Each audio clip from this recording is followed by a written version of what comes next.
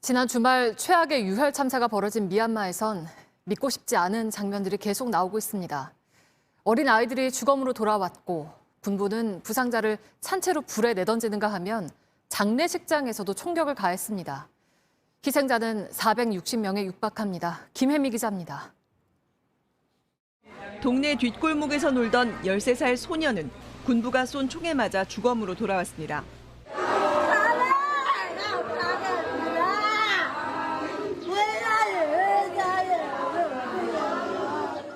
114명 사망이라는 최악의 참사가 벌어진 27일, 유니세프에 따르면 최소 10명의 어린이가 희생됐습니다. 키티를 좋아하던 11살 소녀도, 아빠를 오열하게 했던 13살 소년도 결국 목숨을 잃었습니다. 이성을 잃은 군부는 장례식장 추모객에게도 총격을 멈추지 않았습니다. 부상자를 산채로 불에 내던지는 일까지 벌어졌습니다. 현지 매체는 마을을 지키는 자경단원인 40세 남성이 총에 맞아 다쳤고 군부는 그를 체포해 불타는 바리케이드 위로 던졌다고 전했습니다. 잔혹한 유혈 진압을 거쳐 사망자 수는 459명으로 늘어났습니다.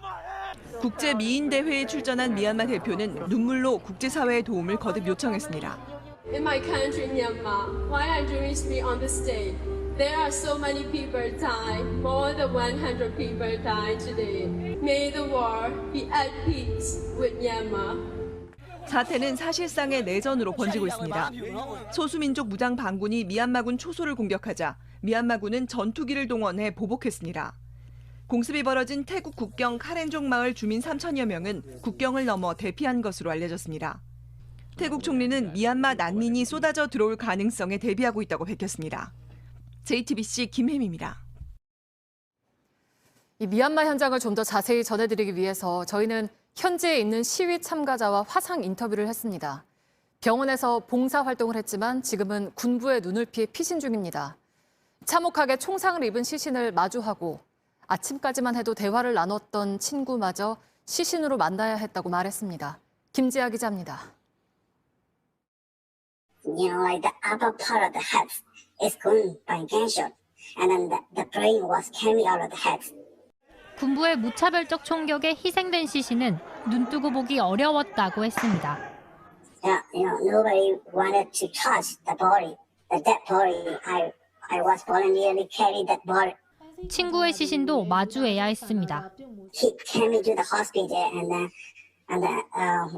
like the dead body, they bring the dead body, and the last ambulance carrying my childhood friends.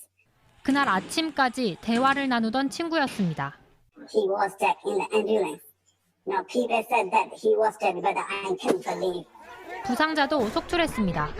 Injury among these, when people lost his eyes. 현지 상황은 더 어려워졌다고 했습니다.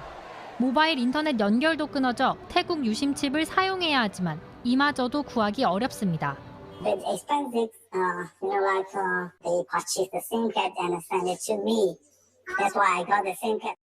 서방 세계만 참여하는 경제 제재는 군부에 큰 타격을 주지 못한다고 말합니다. They just keep filling in their pockets by extracting the natural resource, and then they only rely on the China. 국제사회가 더 적극적으로 나서야 한다고 호소했습니다. They just statements. They just worry the situation, and then like they against the coup. I want the international community to take real action, not issue statements. JTBC 김지아입니다. 국제사회는 뒷짐만 지고 있습니다. 중국과 러시아는 지난 주말 국군의 날 행사에 사절단까지 보내서 군부에 힘을 실어주었습니다. 미국의 바이든 대통령도 충격적이라고 말은 했지만 개입하는 데는 아직 소극적입니다. 그 이유가 뭔지 신진 기자가 짚어봤습니다. 피해 토요일이 된 지난 27일, 군부는 국군의 날 기념 퍼레이드를 연 뒤 호화 파티까지 열었습니다. 퍼레이드 현장에선 러시아 국방차관도 포착됐습니다. 중국 사절단도 함께 있었던 것으로 알려졌습니다. 중국은 미얀마 군부와 결탁해 가스관 사업을 추진 중입니다. 중국의 1대1로 사업에서 미얀마가 매우 중요한 위치에 있기 때문입니다. 유엔 안전보장이사회가 2차례나 열렸지만 결의안이 나오지 못한 것도 이 때문입니다. 상임이사국인 중국과 러시아는 미얀마 군부를 직접 겨냥하는 데 부정적입니다. 실질적인 경제 제재를 내놓거나 군대를 보내기 위해선 안보리 결의가 필요한데 지금까진 이행력 없는 성명만 나왔습니다. 외교부 관계자는 중국과 러시아의 거부권 행사가 국제사회의 개입을 막는 가장 큰 요인이라고 지적했습니다. 그러면서 긴급 정상회담 등을 열기 위해선 특정 나라에서 결단을 해야 한다고 했습니다. 미국의 개입을 기대하는 목소리도 큽니다. 바이든 대통령은 일단 추가 제재를 고민 중이라고 했습니다. It's terrible. It's absolutely outrageous. And based on the reporting I've gotten, an awful lot of people have been killed totally unnecessarily. 다만 한 외교 소식통은 미국 입장에선 자국의 패권적, 상업적 이해가 걸려있지 않은 사안이라 관심사가 떨어지고 실제로 구체적인 논의를 하고 있지는 않은 걸로 안다고 전했습니다. 얼마나 더 죽어야 유엔이 행동에 나설 것인가? 국제사회는 아직도 답을 내놓지 못하고 있습니다. JTBC 신진입니다.